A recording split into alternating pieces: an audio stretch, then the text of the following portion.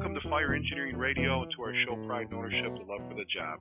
I'm your host, Chief Rick Lasky, and today we have Glenn Corbett, professor from John Jay College with us once again, former assistant chief from the Waldwick, New Jersey Fire Department. I know I get confused sometimes. I just, once somebody's served as a chief, I just refer to him as chief all the time and don't usually put the former or the X. And actually, before I even get any further, Glenn, and welcome, buddy. How are you? Hey, Rick. How you doing? Can you explain to me, and I know this is predominantly maybe an East Coast New England thing, because I know my buddy Sal Marchese in South Hempstead served as chief and I think ex-chief. I've had guys tell me before, they've said they've seen people with front pieces on their helmet that says ex-chief. And if you're not familiar with that process, how that works, where you serve and then you become an ex-chief or you ex-assistant chief, or, can you explain how that works for some of the listeners that aren't familiar with that process? Sure. Well, in the volunteer fire service, especially in the Northeast, basically the individuals who hold different ranks are essentially elected every year. So you've essentially got to go through a whole process of going back and being reelected and what have you. And so in some cases, the elections, the term of office may last a few years. In some cases, it's just as few as 1 year. So for those who go up through the ranks and have served, and basically to keep the promotional process moving and stuff, the people at the top actually essentially go right off the top and back down to the bottom again. So it's an unusual process that it's just unique to the volunteer fire service, and that's why you see the terms people say former chief or ex-chief or whatever. And so there's absolutely nothing wrong when because if one guy said, "What is that something bad or good?" Because they don't know, and it actually it shows that you served your term and that you're going back through the through the ranks again, or I know in some places it even allows you. I know some guys some privileges where after you've served and taken on that responsibility, that maybe you're not first up for call as much as you were, for certain things, and it's kind of, it's actually, I don't want to say a badge of honor, but it's kind of a nice thing. It's definitely not a negative thing. But I know, Glennie, I do that all the time. I mean, once, and that's just the way I was brought up. Once someone makes chief, I just, they could have been retired for 30 years from being a battalion chief or assistant chief. I always refer to them as chief. So, I know there's other folks that serve in those roles, and I certainly wouldn't want to, get them upset by thinking that, I'm referring to someone at a rank where they're not anymore. That's just a respect thing, buddy. So I hope you don't mind me doing that to you once in a while. No, I appreciate that, Rick. It's just the way I was brought up, and that's it. Now, we've been doing this as part 4, again, with tradition. We had originally we're going to do maybe 2. There's this. Please understand, and I know a lot of you do, because a lot of you have been emailing already, that before we can even, and we've talked about this Pride and Ownership, before we can even talk about all the other stuff going on in the fire service, we really need to get back to where it all started and why we use the terminology that we use, and why we do what we do at certain times. Whether you're a volunteer or a paid firefighter, it doesn't matter. You can tag things back, a couple hundred years as to why you do what you do. So it's been great. We've been getting some great feedback. I think I've said before, when folks have a chance to listen to Professor Glenn, that they're going to be doing their college papers on what he's saying. Glenn, and I want to mention a couple of things, but I know you have, and if anything jumps out with you, I mentioned, Kenny Gabriel up at Coeur d'Alene, and I briefly touched on their wall of flame. And I went back a little while ago, and we were talking on one of the shows about how they'd hidden all their memorabilia. They have what they call their wall of flame instead of wall of fame, where they've got pictures, they've got the original, their speaking trumpet on display, and the original journal from the Coeur d'Alene Hose Company, and just it serves as a nice backdrop for swearing-in ceremonies. And I mentioned, Highland Park, Illinois, has got a great display. I know Roanoke, Texas, right here, it's like it's still the original firehouse. People that wait to get to one of the restaurants there are always looking and being able to look into what used to look like maybe the watch desk or the desk where the volunteers showed up. Talked about Coppell, Texas here doing the front pieces. They came to a third alarm by us the other day, and they've got their 50th anniversary front pieces on. Georgetown, Texas, here, starting with their pipes and drums. I know guys in Washington and Oregon, Florida, Illinois, all over doing some neat things. Is there anyone, Glenn, that you're familiar with that pops up to you firehouse wise that's done this, where they've taken their apparatus and put it on display, or have, if some of these new firehouses, they're actually building a whole other bay for that rig that just jumps to mind for you? Right. Well, the departments here, I'm in northern New Jersey and stuff, and there are departments, as you say, have actually added additional bay onto the firehouse just to preserve their antique apparatus. In some cases, they've actually incorporated the display into the entryway to the firehouse. I think of a town just north of here in Allendale. They actually have a old hose reel, hand-drawn hose reel that is in the entrance to their firehouse. So it's a glass enclosure in which you can even if you're not in the firehouse, you can kind of see it from the outside. So yeah, I think it's a wonderful opportunity for departments to to showcase their heritage and to let people know that they have an interest in their own history and things by seeing that. And you're right. I think you're seeing more and more departments. I know I am on my travels, Glenn, where I'm seeing more and more fire departments doing just that. Where you walk in, the first thing you see is bam, just pictures and books and articles and memorabilia, and whether it's a hose reel, helmets, that kind of that ambiance. You walk in, you go, okay, I'm in a firehouse here, and right. I'm not in here at an insurance company looking to buy insurance or open up a bank account. I'm actually at a real firehouse. It looks like one, it smells like one, and right. and Benny, we talked about different people, Glenn, and you know Benny Crane, one of our folks that teaches at FDIC, and right. I think 36 years as a district chief in Chicago. What an amazing man! Did a book with fire engineering on empowerment. That just Benny's a prince, and what a great man, and one of my mentors. But he's the one that taught me. And I know we've talked about this before, that I used to try and get in a day ahead of time, Glenn, to teach a class to get a good lay of the land and meet the troops and see, kind of get a feel for things, whether it was tactics or strategy I was going to be doing or whatever. Sure. And he said, Rick, he goes, you're kind of wasting your time. To be honest, why don't you get there just about 10 minutes earlier than you did? And you normally would. And he said, walk in, and the first thing you do is walk into the firehouse, take a smell. Does it smell like a firehouse? And he goes, you'll know what I'm talking about. Right. And it's hard to describe that, but you can just walk in and you get that. And he says, take a look at the rig, and is it filthy? Are the tools rusted to the side of the rig? Look at their hose beds. How are their hose beds finished? Again, their tools. Look at, is their turnout gear ready to go? The suspenders down around their boots, their coats hanging. You look at the officer's seat. He says, you can tell right now if you're in a firehouse, if they got their act together. Because then you kind of walk in quietly. Don't even let them know you're there, and listen to them. If they're in the kitchen, they could be talking about NASCAR or Babe Winkleman's fishing show. And you can tell they got their act together and that they got a good officer and they're leading them. And I just think the more we bring back the firehouse into the firehouse and the firefighter into the firefighter, I think you see less grievances. I think you less personnel problems, less morale problems. It's a lot of what a lot of men and women signed up to do in the first place. Don't you agree? To be a firefighter. Exactly. And I was just thinking also when you're mentioning about the apparatus and stuff, a great place actually to think about putting that kind of material, memorabilia, and things like that is actually at the fire academy.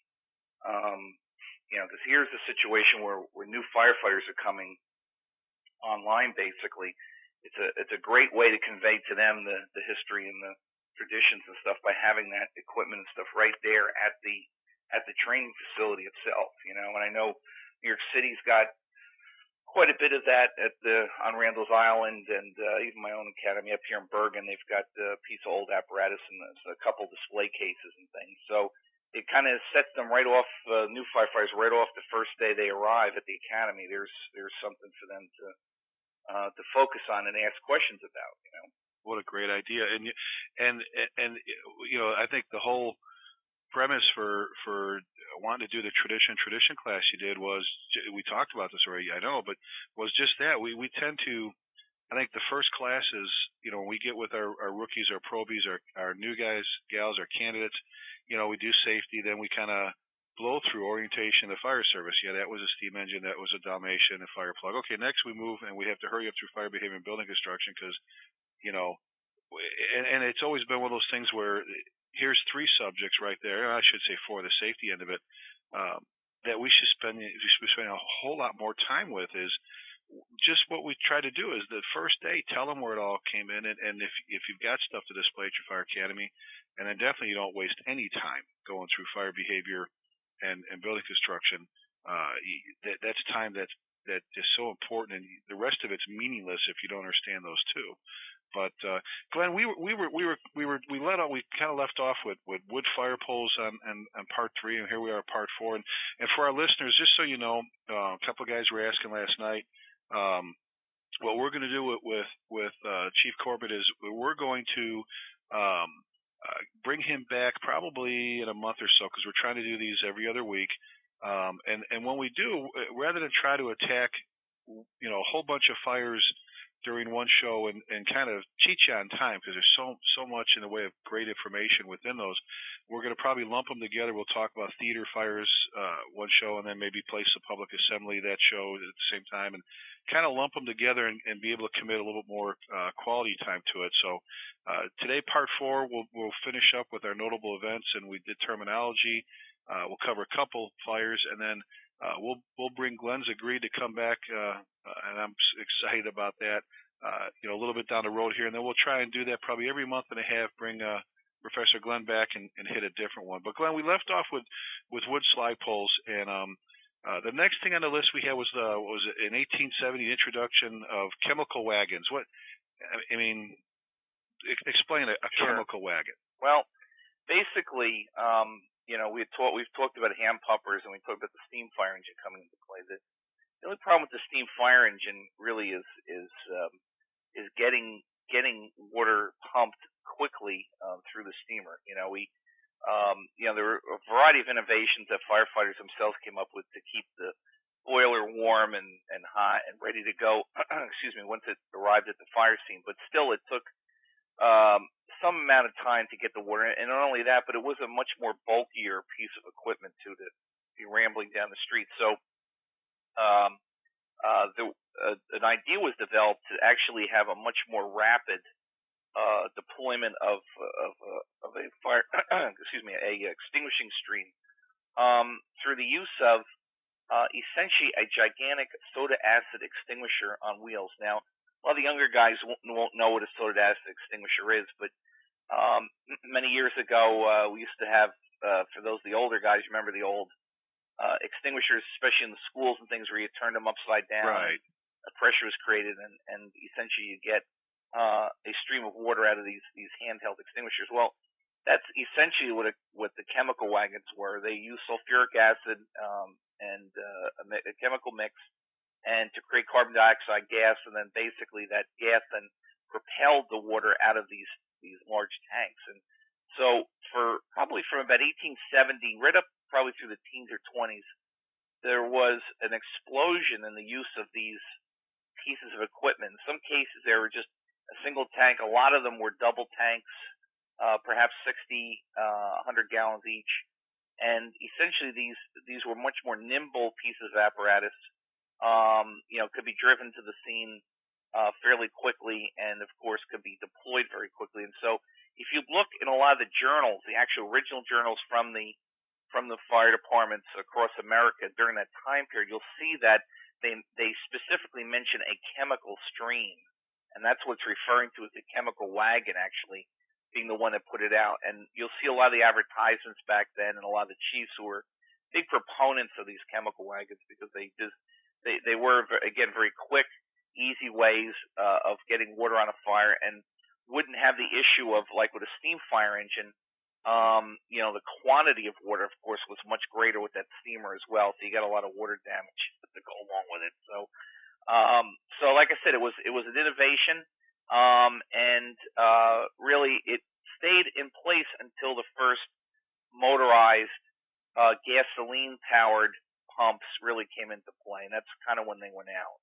Well, and Glenn, and you made me think of something I don't think we've touched on yet, and timing wise, we're talking 1870s, the introduction. This was the introduction of chemical wagons. Right. A lot of guys collect the carbon-tet, the balls, the different globes. Right, the grenades, which were basically useless. They're more of a decorative piece for us today than anything else. They were filled with carbon tetrachloride, which was thought at that time to be a great fire extinguishing agent. A couple of problems. Number one was some of them you actually had to throw it at the fire because they were made of glass, basically. So you had to be close to the fire. Some other ones actually you could, especially you find them in boiler rooms and places like that. They actually be mounted on the wall and have a spring-loaded plunger on the bottom that was heat activated like a sprinkler, eutectic metal like a sprinkler. With a fusible link. Fusible link, right. And would basically break the glass, and out would come this liquid. The problem was that they didn't usually put the fire out, although they were perhaps could be considered an extinguishing agent. They weren't particularly effective. And of course, the biggest problem was that when you take carbon tet and you heat it up, you end up with phosgene gas, which is not particularly desirable, safe thing to be doing. So mustard gas, right? Right. So yeah. So it's essentially they were popular also in that same time period, up through the late 1900s into early 20th century. But like I said, today they're actually become a collector's item because some of the shapes and colors are particularly attractive, and I know fellows who collect them have hundreds of different brands of these things. So and there's different values too. I know for those collectors out there. Yeah, some of them are. The Hayden was one common one. The Hayden's maybe $30-$40. Some of these other ones are several $100. Some of the more unusual ones. I remember I had quite a few of those myself when I had my little museum up in Chicago. But we've got some of the guys here, some of the chiefs actually have them in their offices. But next, Glenn, 1873, National Association of Fire Engineering created the IAFC, and building codes were a first priority. Right. The international, what we know today as the National Association of Fire Chiefs, started the National Association of Fire Engineers in 1873, and really was a consortium of fire chiefs. And you got to remember, this is right after the Great Chicago Fire in '71, the Great Boston Fire of 1872. So there's a sort of a national effort to bring fire chiefs together, and there have been other efforts prior to that, but this was probably the first successful one.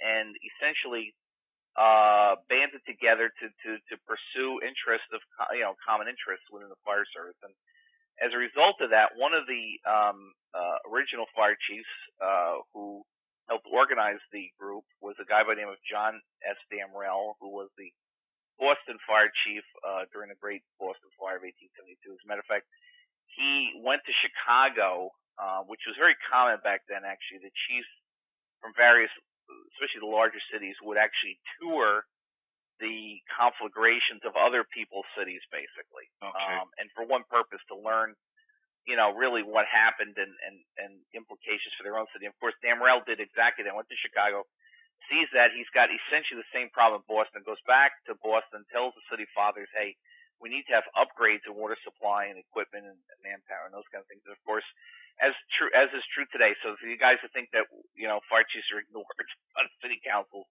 of today, he was ignored, well over 100 years. Can you imagine coming back and going, okay, this is what happened in Chicago. Boy, we're set up to have the same thing happen. We need to change this. And that's okay. Of course, the following year, then Boston, a big chunk of downtown Boston goes up in flames. So Glennie, it's not at all rare. Again, that still today, chiefs. I know you do it. I do it. I know when John and I are together teaching. That we go out to where they had, okay, take us to your last big job, or, right. Going around, or what some people call blue lighting it or buffing, is not necessarily, it's actually, it's an educational experience for a lot of people. Right, exactly. And that's why it's important. I think this is probably an appropriate time to mention this too, that, we were successful at John Jay College where I teach. We were successful in getting a grant actually from the Department of Justice for this upcoming budget year in the federal government for seed money to create the Christian Reaganhard Center for Emergency Response Studies at John Jay. Wow. Which will basically be a center, an academic center for the study of large-scale incidents. And it's named after Christian Reaganhard, who was a probationary firefighter on 9/11, who was killed at the World Trade Center. His mom has been very active with us on a variety of issues, and the naming of the center in his name is really for all the 343 that were killed that day, plus the one fire patrolman as well. So this center is going to do exactly what you're talking about, and we're going to be studying large-scale, as I say, large-scale disasters. We're not looking at just 9/11. We want to look at Katrina. We want to look at the Minneapolis bridge collapse. We want to look at the California wildfires, a variety of different kinds of again, large-scale incidents that really, to this point, no academic center, certainly, and even the federal government has really not done a comprehensive effort at collecting, for example, all the oral histories of the responders, because there's, Rick, you and I know, working with fire engineering, that there's tons of stuff that we learn from guys from their actual experiences, and unfortunately there is no place within the government to do that, or even within academia. And that's why history keeps repeating itself. Right. We see things over and over again, and so that's what we're trying to do at the center, would be to create a mechanism to collect that information, to distill it, and then again, of course, to put it back out to not only the fire service, but law enforcement, EMS, emergency management, the variety of people who are involved in large-scale incidents. Well, and we've said for how many years, Glenn? I know you and I have said it, and some of our partners, in the way of, if we could just finally somehow get the information to everybody and share. There's no new fire out there killing us. We're burning buildings pretty much the same way we did. A lot of them are collapsing and falling apart and falling down on top of us the same way, or from underneath us the same way they did. And firefighters, for the most part, in most cases, are dying the same way. So what's it going to take for us to finally sit down and go, okay, see how many times this has happened? What do we have to do to prevent this from happening one more? How many more people need to die this way? Sure. When all these other firefighters have. And I think, now, will that be accessible to just students from John Jay, or will No, this is going to be a nationwide effort. As a matter of fact, we're going to actually, it'll be heavily web-based, at least initially. So, I'm hoping by the end of the year that we'll have this, essentially some of the infrastructure up and running, so that people can see this. And we're hoping to get the word out so that we're prepared actually for the next disaster, so that if something were to happen wherever, in California or Washington State or what have you, that this will be a recognized entity, that we would be able to work with the local responders and give them the ability to actually just essentially download the information from their experience, basically, and we see this, as I say, Rick, you see this all the time. I mean, we saw it. Fire engineering plays a critical role in this whole thing up to this point, because, and again, we talk about how, we know where there's problems, gaps within what the things that we do and stuff. But just to give you a perfect example, the 1993 bombing issue that we did for the World Trade Center bombing in 93.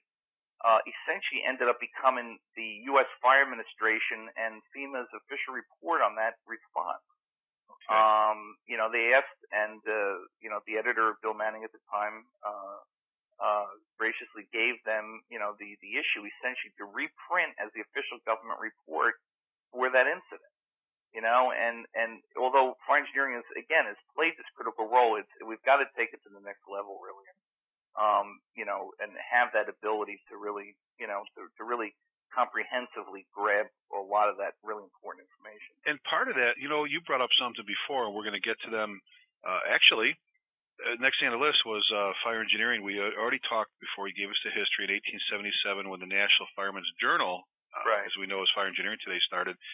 You would think that there would be a grant out there available for fire engineering to be able to take and with all the like we have the document imaging here, we no longer do. Once we have paper, it gets imaged and boom, it's gone. Right. To be able to, here's another section of history to be able to protect, like you said, an image to where people could have access to it, and with today's technology, everything's a matter of funding. I know that, but you would think, I know we're talking private industry here, but that's a big chunk of our history, though. You know what I'm saying? That someone would say, as a matter of fact, the entire fire service history actually exists in Fairlawn, New Jersey right now. Well, and you would think, Glenn, though, that in itself would be enough to say, hey, right, here's a grant. I mean, we're so worried about, I don't want to say it, some of these other things that we're spending money on.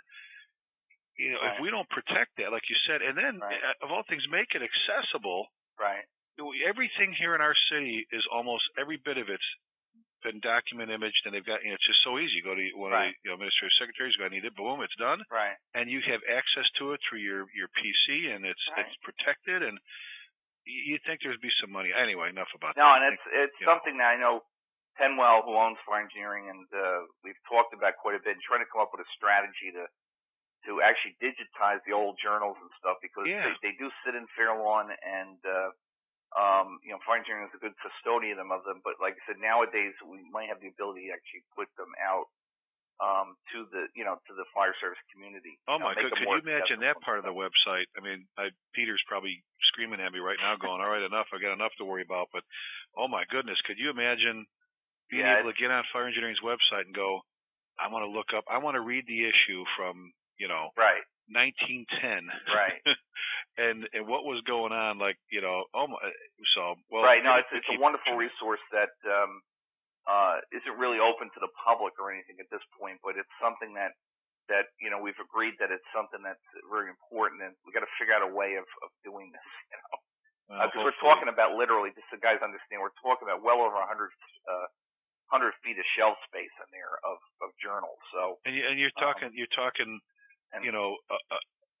a job, a machine, right, and the ability to have someone devote the time, like they did with all the old blueprints and maps and stuff here, and start doing the document imaging and get it and then the organizational part of it, and off you go. But I know it's not as easy as that, but somewhere there's got to be some funding to protect, some of our heritage or some of our history. But, I've reached out to some of the federal agencies also and everything. I'm still working on it, though.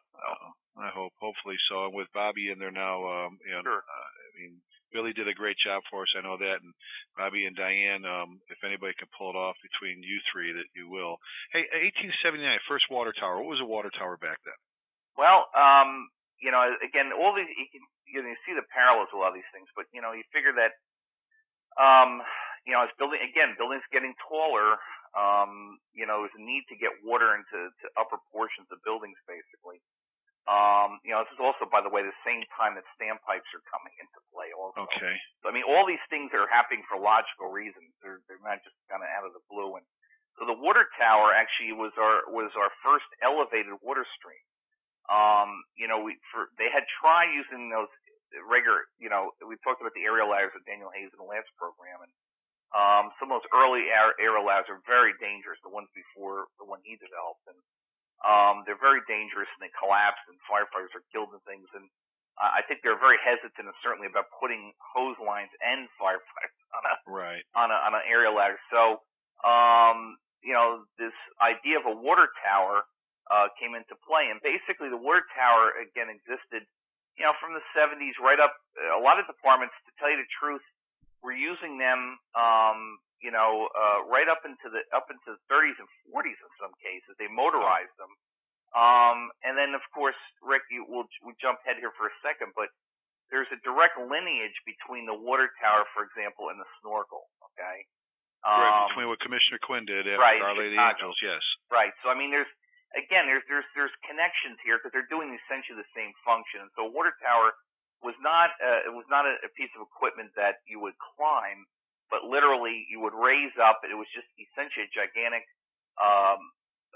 mechanical structure that looked like an oil rig. Almost. Right, it looked like an oil rig basically, but it was essentially all it was a pre-piped hose up to, or not even a hose, but it was a rigid pipe right up to the top of this device basically, which of course had a nozzle on the end, and you would just pump into it and would put the nozzle closer to those upper floor fires. As a matter of fact, probably one of the most famous photographs of a water tower in action is the one from the Triangle Shirtwaist Factory fire.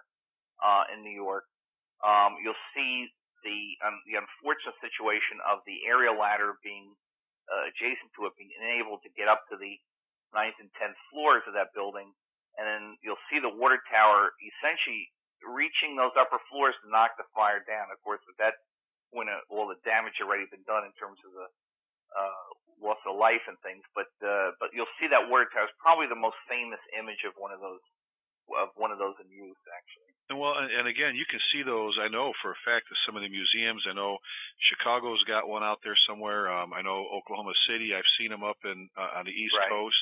San Francisco actually, during the 2006 commemoration of the earthquake, actually had one up and running actually on one of the piers there in San Francisco. Well, and again, we've talked about museums before. I know we mentioned the Fire Museum Network. And your buddy's you mentioned your buddy's name one more time that got that kind of. Yeah, this is a fellow Dave Lewis from Aurora, Illinois. He runs the Aurora, Illinois Museum, and the great museum. Yeah, he does, and they're renovating it, actually, doing quite a bit of work to make it look like it did originally. So, unfortunately, his museum, the building he's in, was 1950ized, and it was essentially made to be as bland as possible, and you had this wonderful, almost like a turban on top of their firehouse, which they brought back again. So it's a really unusual looking building and stuff, and it has a lot of character to it. Outstanding. I just wanted to mention that one more time. Was those? Yeah, great place. Like I said, go on the web, just Google Fire Museum Network, and you want to know about any fire museum in America. He's got them all listed there, and he's got links to the ones that have actually have websites or whatever, or contact info. So if you're matter of fact, on his website a couple weeks ago, a woman from South Jersey asked, she wanted to get her boyfriend a special, trip or a gift or whatever for his birthday, and so she posted that on their website. So some of us went in and suggested different things that she could do that would make her birthday unique, Well, and I'm looking at a website right now, the Aurora Regional Fire Museum.org. Yeah, that's him. So the Aurora Regional Fire Museum.org. And a lot of stuff, a lot of cool stuff on it. Yeah. NFPA was created in 1896. Yep. Yeah, as a reaction actually to a couple things going on. One was sprinkler systems, which come to the fore, especially after the Civil War, but being developed, in New Haven there right before the war. The problem is that at that point, by the late 1800s, different developers of sprinkler systems had sprouted, and they all were designing them under different standards. Basically, they're all designed. Which usually happens. Right, exactly. And so the NFPA was actually created, really, in a sense, in a response to that. Really, it's with heavy insurance company routes, because what was happening was the insurance companies wanted to be able to insure buildings with sprinklers and know that they were going to work, and so. This National Fire Protection Association starts with one of its first standards that we know today is NFPA 13. The sprinkler standards were one of the first ones that developed. The other big thing that was going on, of course, at that point also was electricity was coming into the forefront, and there was all sorts of safety issues and fire issues with electricity, and so the National Electrical Code also was one of their first documents. As a matter of fact, to this day, the NEC, I believe, is their top selling of all the hundreds of codes and standards that they write. The National Electrical Code is still their flagship code, basically. I mean, Glenn, it's just amazing. One of my firefighters, one of the guys on the tower ladder here, Mark Richards, yesterday we were talking about and we got going. I mean, I was even late getting home for supper. We started talking on the apparatus floor, which so many times happens. At most of our conversations, not at the kitchen table or the watch desk, it's out on the tailboard. Sure. Talking about these different organizations and different things and how everything ties together. Everything was driven. That's what a lot of young firefighters need to remember. We've been emphasizing that, you and I. And when we get into the fires later on down the road, they're going to see when we get into, I don't want to even start now because we'll be giving away some secrets for a lot of people, but everything's driven by something that's happened that we've got to fix. And I mean, an NFPA, like you said, was kind of a reaction to what was going on. And yeah, actually, Underwriters Laboratories is another one that was started in the upstairs of a fire patrol house in Chicago. The actual laboratory was started in one of the patrol houses. So see, I didn't know that. I knew UL still in Illinois. Right. They actually started in Chicago on the second floor of a patrol house. And again, they were also particularly interested in electrical safety, because remember, the NFPA writes codes and standards, but they don't actually test anything. They don't physically go and test equipment. But UL is different, of course. That's what UL is all about nowadays. Underwriters Labs is actually testing, thousands of different kinds of things for all sorts of different problems. So testing stuff, and that's what we tell. That's actually an oral interview question for you firefighters out there. When they ask you the question, or an officer, if a civilian comes up and asks you what smoke detector would you recommend, rather than give them a brand, you're supposed to say one that's UL tested. Right. That's actually right. A little keeper for you if you're interviewing. Hey, Glenn, 1906, first motorized apparatus introduced by, is that Radnor? Radnor, Pennsylvania. Radnor. Yeah, and there'll be some guys who might argue with me, but see, the problem here is some cases is saying that the first of something. About one of the first. Well, it probably was the first. But it's what happens is people, as in life. I'm getting you in trouble. You know that. I'm getting you in trouble. No, it's one of those things where in life, people have the same idea sometimes at the very same time, at different ends of the country, basically, and so when we talk about motorized fire apparatus, I think Radnor ends up with, from my 2 cents. Wins the prize for first motorized apparatus, is recognized as one, because again, vehicles now, automobiles, are coming out at this point, and so of course a lot of guys have the same idea. Gee, instead of having to drag the horses out and feed them and put the hay in there and walk them and everything else, gee, wouldn't it be great to have this horseless carriage or whatever do a lot of work for us? So Radnor comes up with the idea using it for especially for, remember, again, we talked about this in one of the other shows, the hose and the engine were separate up at this point. So the hose tender, yeah. Right, and so it wasn't until we got that triple combination pumper, which we talked about a little bit earlier in this program, where with the chemical wagons went out because you ended up with a pumper that had a tank of water on it already.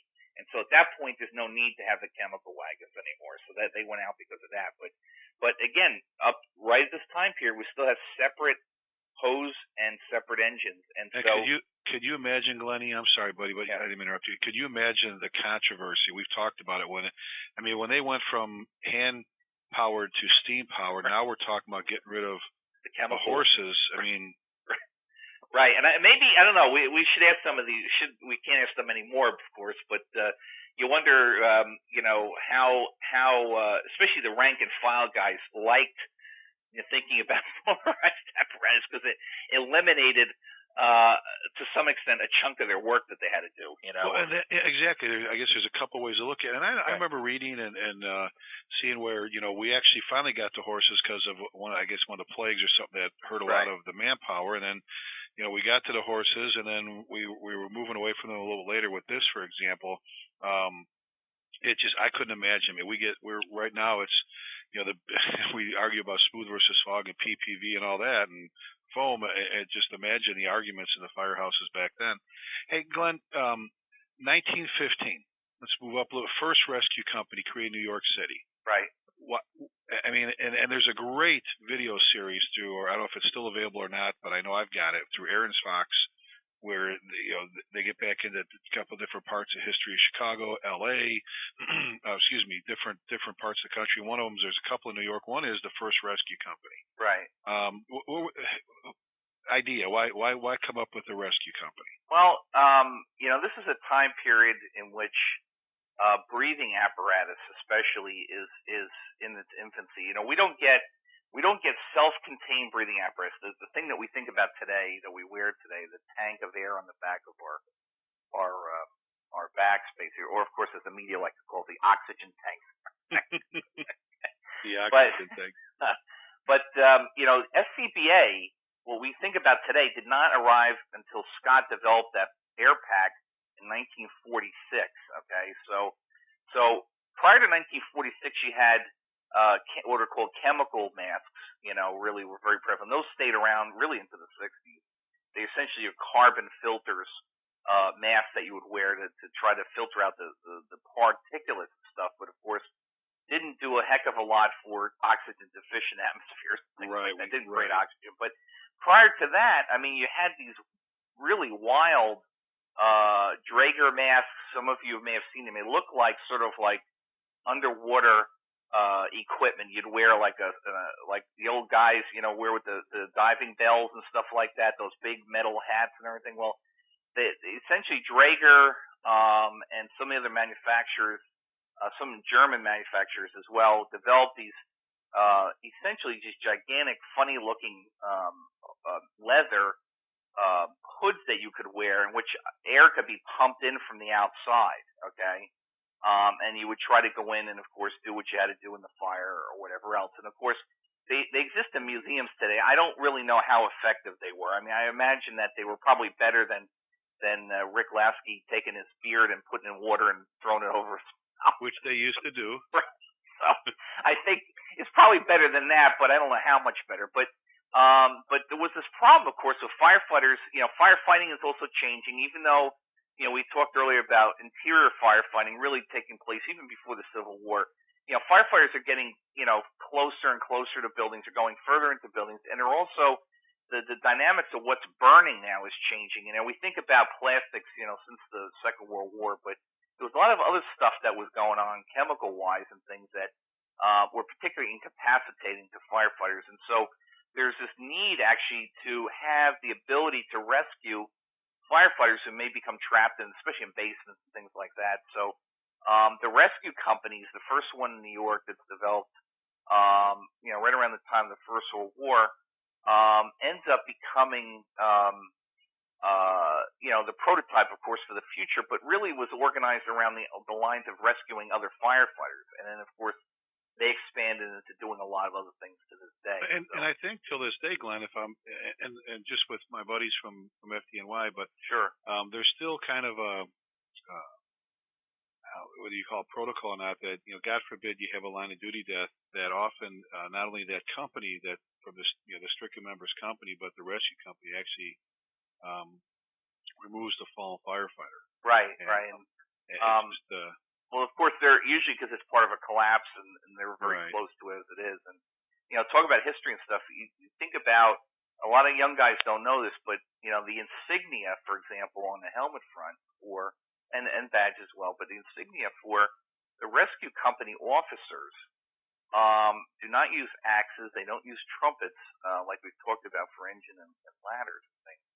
But they actually use, in New York, they actually use a line gun. Which was basically a 45-70 carbine with an attachment on it, which had essentially a gigantic rope harpoon, if you want to think of it that way, in which you could actually shoot these rifles, shoot a rope line to an adjacent building or what have you to create breaches buoy or whatever you were trying to do, to get access to rescue someone. So. To this day, I'm glad you brought that up, Glenn. I'm sorry to interrupt you, but I'm glad because so many people, that's like they ask what the stick and the ball is in the scramble in the middle of Maltese Cross, not knowing that's the torch or the globe. Right. But the same thing, a lot of firefighters, what was that thing? And they see that on the logo, they see it like you said on the insignias. You mentioned, it's not the bugles or the axes that the ladder company officers wear instead of trumpets. Right. And I use that bad word, bugles. But you owe me now, Rick. I know. Like I said, as long as they don't think they play music, but they're just trumpets. But a lot of firefighters, Glenn, he asked that. They're like, "What is that thing?" And there's some on display. I mean, there's some, Right. You actually can see the line guns. They're in some museums right now, and they were the means of getting rope from point A to point B. As a matter of fact, there's a famous etching in either Harper's or Leslie's newspaper from the turn of the last century, which shows a fireman actually aiming this gun and shooting it, basically. So first rapid intervention crew team, fast truck, fast company. I mean, we're talking, and that's why I've said you got to go back. There's nothing new about NFPA 1500 6-5 when they brought that out. Right. New York City, had kind of that concept going for a long time. Now, 1919, we talk about the two platoon system created in New York City, right? And you'll get that question. Why, with all the different colors. I mean, here A, B, and C shift is red, green, and blue. Then there's black, red, and gold, and the different colors. But you had mentioned once before that you were on 24. You signed out of the journal. I've had some. You signed out to go home down the street to your family or to the coach home behind, but you lived at the firehouse, right? And then they slowly got away from that. But to the two platoon system, was that more of a addressing the needs of the paid firefighters, or how did that? Yeah. Again, these things, we've talking about, a lot of these things aren't in a vacuum. You think about the same time period in which American labor is changing, right? For shorter work hours and things like that. The same thing's happening in the fire service.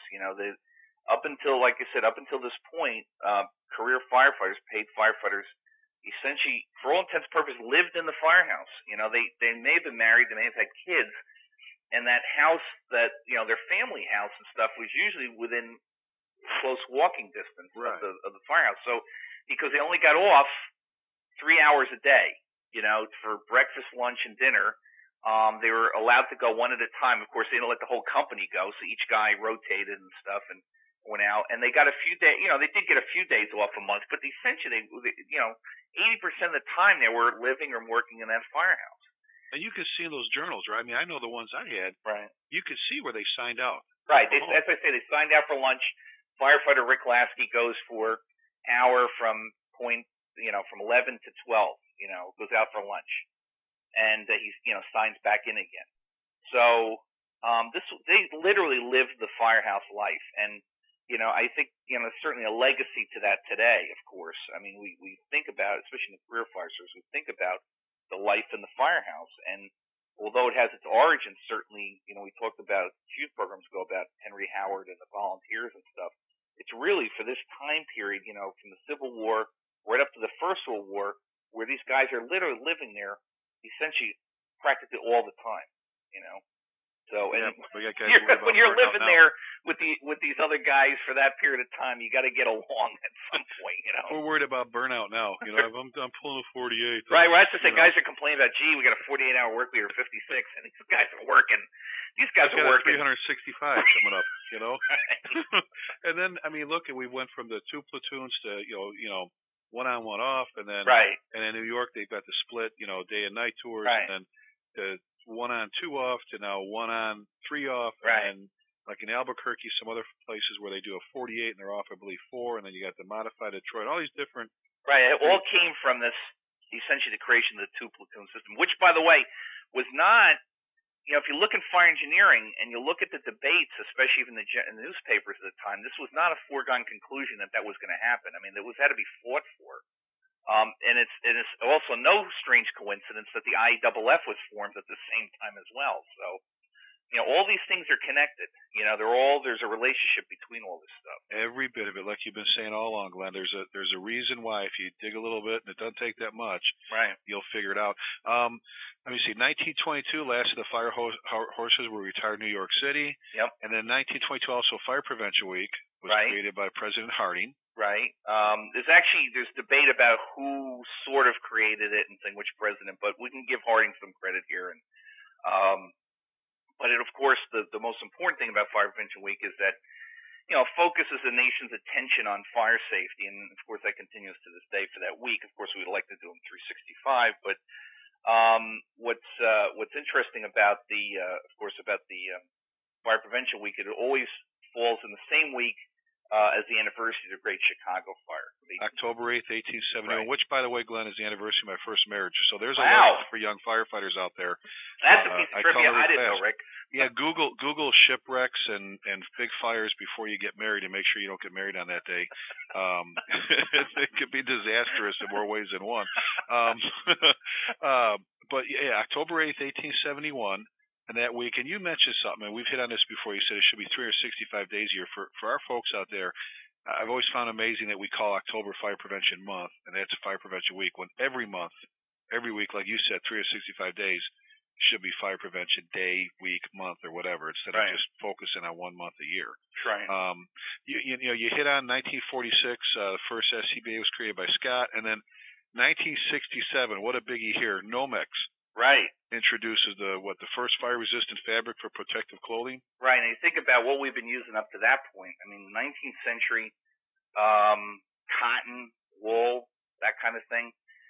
Later, in later 19th century, the great idea of using some kind of water repellent coat and that kind of thing. So we end up using a rubber and rubber type compounds and stuff for essentially from the end of the 19th century all the way right up to the 1970s. I mean, that's essentially, think about the rubber fire coat and stuff. That was there for a long time. Yeah. And of course, it got changed. I mean, they built more insulation into it and things like that. But in terms of its fire resistance, I mean, that didn't come into play until Nomex was introduced by DuPont. Well, we've come such a long way. I mean, guys talk about PBI and all sorts of other kinds of protective PPE, different types of layers and different types of fabrics and stuff. I mean, that's still a relatively new thing, compared to what we've been doing. Right. And Glenn, next thing, if you could, touch on, in 1973, America Burning, and a lot of firefighters have no idea about that report and why, and why are we going to do a report, America Burning, and who generated and pushed that and requested that? Well, basically, 1973, America Burning initiative was created by the Nixon administration, in recognition that, lots of, it was developed, of course, people were killed, unfortunately, in fires, all the time and everything, but it seemed that it had gotten to essentially to epidemic type proportions, in America. And so this very unique, report was created called America Burning, and it called for a variety of things, in terms of improvements in firefighting capabilities, in terms of fire safety, hazardous materials was a big, as it is today, but hazmat was really first showed up on the roadmap during this, during the creation of this America Burning report. And perhaps one of the most important, things for the young guys that are in the fire service today, things that they take for granted and everything. The National Fire Academy actually came out of this America Burning report because it was recognized that we need to have a national center for training for firefighters, but also for research, as I say, for a variety of fire protection needs. And unfortunately, I was on a America Burning recommissioned panel appointed by James Lee Witt, was a former FEMA director and the president back in the late 90s. And our task was to go back over America Burning and a couple other America Burning related or entities that existed in those intervening years to see what progress had been made actually. And yes, there definitely was progress. I mean, we have things that we didn't have in the 1970s.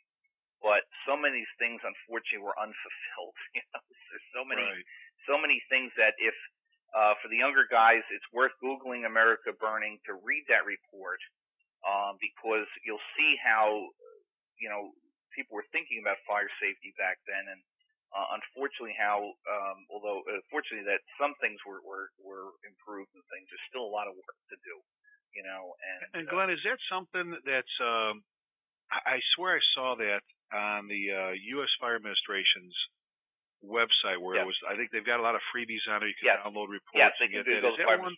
Yeah. If you go to www.usfa.dhs, hs.gov.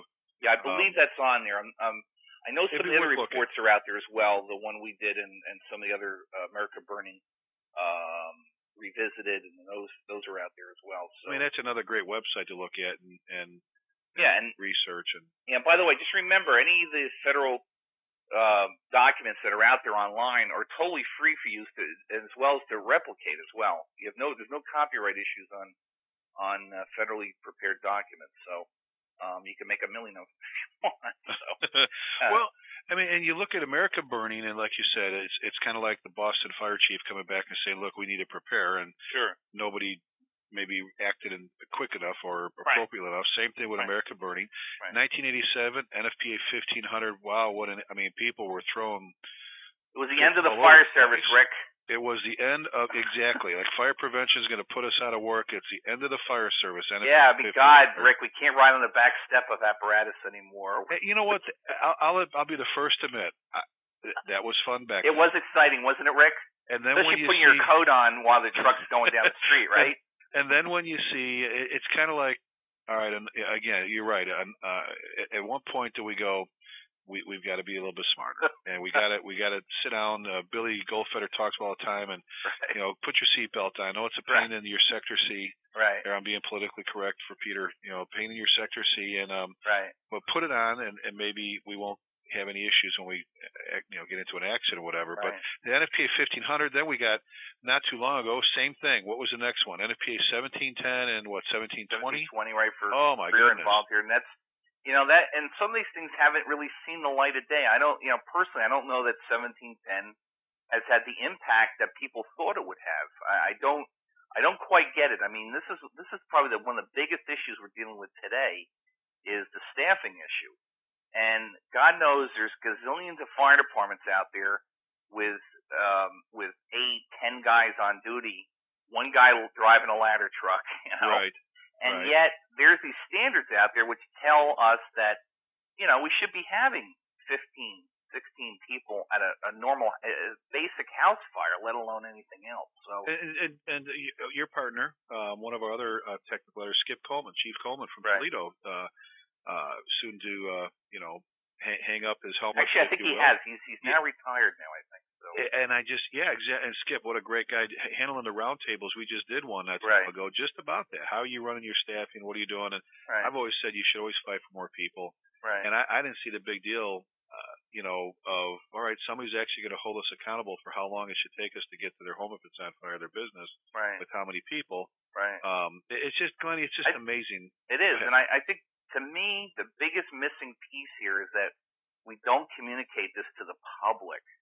We tell the politicians all the time, hey, we don't have enough staffing, and they basically tell us to go back to the firehouse, and that's what we do. There's not much we can do about that, but I think if we think a little more radically about it, I think, the approach we probably should take is go directly to the people and let them know that, hey, if you have a fire in your dwelling or in your house, there's a reasonable chance that we're not going to be able to put that fire out easily. Well, and we've said it before, Glenn. The public drives by the firehouse, they see the doors, they go, okay, there's my firehouse. Right. They have, They think you got a million guys sitting in that firehouse. Yeah, and they see on TV. Right, because if you don't say anything, they're not going to know. They're not going to ask you. Well, and Dave Rhodes and Matt Mosley did Marketing Your Mission. Remember after Matt made the helicopter rescue in Atlanta? Right. Another tape available through Penwell Fire Engineering Books and Videos. Right. And he said, you know what, stop telling people how great it is if it isn't great. Tell them, you know what, actually, we need new turnout gear. We need a few more folks. Right. Because people, that's the one thing we see I know right here in Louisville, whenever the citizen survey, the reports come back, the studies, when you ask them about raising taxes, most places, maybe not all, have no problem when it comes to fire protection, police protection, streets, and parks. Right. But those getting voted into office are afraid to take it to the next step. Well, and again, we talked about this part of this tradition in history, that in the 19th century, fires was one of the biggest threats to people. They feared fire back then, you know what I'm saying? And it was in the forefront of their mind. Now, I'm not saying we want to scare the hell out of people to do this, but what I'm saying, though, is that people perceive fire differently today than they did back then. And they, as you say, you drive by the firehouse, they don't see the fires perhaps as often, or gigantic conflagrations and things like that. So fires are certainly much more lower in the priority scale. But if you don't communicate it with the community, again, the public specifically, what your needs are, we're not going to get it solved. And it's something that has been brewing for a while. I've got a commentary in my head right now that I want to write for the magazine. It's fairly radical, and I'm sure there's going to be some people that are going to think I'm nuts and stuff. But I think we're at a juncture now where, we've pointed out that, firefighter fatalities and injuries aren't going down commensurate with what's going on, in fires in general. And I think a lot of that has to do, to some extent, with these staffing issues, that we're trying to accomplish too many things with too few people. It's great to, and Rick, not to get too far off tangent here, but fire engineering, we've published articles in the past that talk about the staffing issue in terms of, trying to do more with less, that kind of thing. But we're very hesitant about putting that stuff out there for a variety of reasons. You don't want to give that to no, I don't want to give it to a city manager. Say, look, here's your national magazine thing. Yeah, you can have a single-man truck company. You can do everything, I mean, it's insane. So, and people don't understand, and we'll finish up because this could be a whole other topic. You're right. Is they have no idea going from when you go from that third.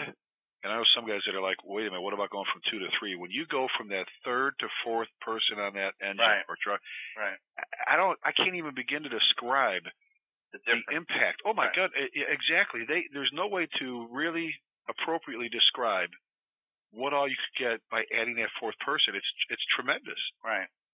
It's tremendous. And it just, it's a safety issue, not just for the firefighters, but it's a safety issue for the public, and we got to communicate that to them. Say, look, we can't do as good a job as we want to do for you, because we just don't have the resources. And of course, there's all those analogies, Rick. You've got them all lined up about, there's we've got an article coming out for engineering on apparatus and stuff, and it was a great idea. It'll be coming out in the next issue in February. A great idea about using get this, Rick, 1970s photographs of police cars and things to go to your local community city council and explain to them, how would you like your policeman to be driving around in a 1973 Galaxy? Right. Exactly. Or taking pictures of old pictures, black and white pictures of fire scenes with current apparatus you have today fighting a fire in 1974. Okay. And yet we have people doing that because we. Right. It was a great idea. This author had written this up. It's a great idea, though. It is. It's that comparison is to look how far we've come because thermal imagers are new to people, but yet the first one, 1993, was made available for the fire service. And Rick, you think about thermal imaging cameras. Why isn't that we are not in a position today of having every firefighter in America having a portable escape thermal imaging camera in his bunker gear? Oh, at what think point about are we that. going to How put them many on the firefighters have face gotten lost in the last 10 or 15 years? Got lost in environments where had they had that camera that maybe lasts for 15 minutes as an escape camera. Imagine if that was available to those guys today. What is it going to take for us to get more like the Air Force and military, where we'd actually have that built into our face pieces? Yeah, or built right into the equipment. Exactly. We got them in car windshields, where you got the whole windshield. You can read, different things and that. I mean, you're exactly right. At what point? And real quick before we finish off today, wasn't there a movement in New Jersey through the government to supply the firehouses there with thermal imagers a little while back? Yeah, several years ago. The state of New Jersey bought every fire department at least one camera. If you're a larger department, you got more than one. But that actually, the state of New Jersey bought, I believe, 750 cameras. Oh, incredible! And you know what that did? It got every fire department in New Jersey a camera, but it also drove the price down substantially. I mean, those were if you remember, Rick, the cameras for $15,000. Those were cheap ones back then. Yeah.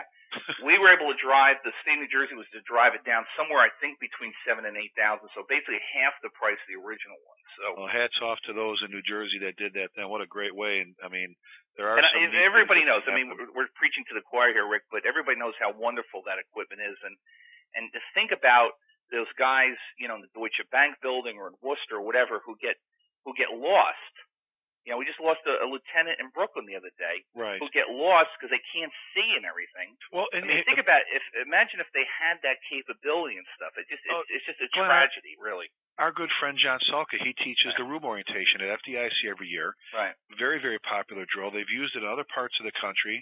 There was a department in Virginia that used it for 89 other candidates for lieutenant. Right. Took them down to a commercial building. Right. Gave them 600 pounds of air in their packs. Right. Walked them in blindfold, spun around, said, "Okay, find their way out." Right. You picture, think about that. The room orientation, before we're running out of air, we were lost. Right. Before we fell through the floor a lot of times, we were lost. Before it fell down on top of us, we were lost. Right. You do what you're saying, Glenn, and you put in these firefighters' hands the ability to be able to find their way out, to be able to see, I mean.